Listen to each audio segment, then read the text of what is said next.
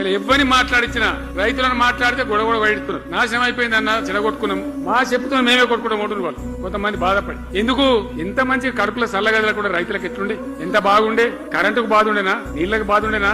Urea బస్తాలు ఏ శాతం అయితే లేదా ఈ ప్రభుత్వానికి. యూరియా బస్తాలు కావాలి అంటే యాప్ పెట్టిన ఉంటాడు. దుకాణంలో లేకపోతే యాప్లకి వెళ్తాయా? ఈ దమ్ముంటే తెచ్చి దుకాణంలో పెట్టాలి గానీ ఆ యాప్లు పట్టుకొని తిరిగితే కాళ్ళకు బాబులు వస్తాయి. బస్తాలు మాత్రం దొరుకుతలేవు.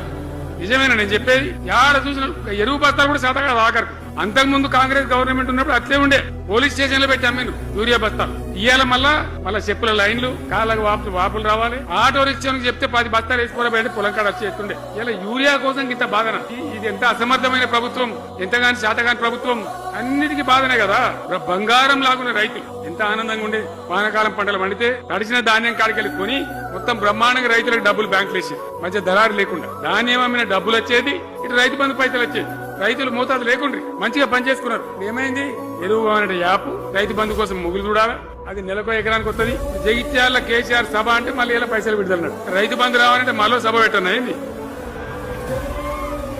3వ కిస్తీ రావాలంటే మళ్ళీ కేసీఆర్ సభ పెట్టాలి. అంతేనా?